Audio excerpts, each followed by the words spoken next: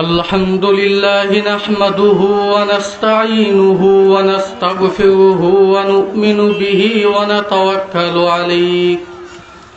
ونعوذ بالله من شرور أنفسنا ومن سيئات أعمالنا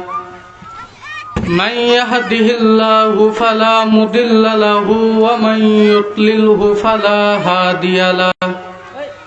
ونشهد أن لا إله إلا الله وحده لا شريك له ونشهد أن سيدنا وحبيبنا وطبيبنا ومولانا وأولانا محمدا عبده ورسوله أما بعد فأعوذ بالله من الشيطان الرجيم بسم الله الرحمن الرحيم لله ملك السماوات والأرض يخلق ما يشاء يهب لمن يشاء إناثا ويهب لمن يشاء الذكور أو يزوجهم ذكرانا وإناثا ويجعل من يشاء عقيما إنه عليم قدير وقال رسول الله صلى الله عليه وسلم إذا مات الإنسان انقطع عنه عمله إلا من ثلاثة أشياء من صدقة جارية أو علم ينتفع به أو ولد صالح يدعو له أو كما قال النبي عليه الصلاة والسلام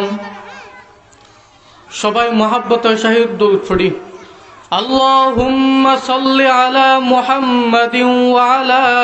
آل محمد كما صليت على إبراهيم وعلى آل إبراهيم إنك حميد مجيد اللهم بارك على محمد وعلى آل محمد كما باركت على إبراهيم وعلى آل إبراهيم إنك حميد مجيد بلغ العلا بكماله كشف الدجى بجماله حسنت جميع خصاله صلوا عليه وآله اللهم صل على سيدنا محمد كلما ذكره الذاكرون وكلما غفل عن ذكره الغافلون رب زدني علما نافعا رب اشرح لي صدري ويسر لي أمري واحلل عقدة من لساني يفقهوا قولي মহান আল্লাহ পাক রব্বুল আলামিনের দরবারে লাখো কোটি শুকরিয়া আদায় করি যে আল্লাহ পাক রব্বুল আলামিন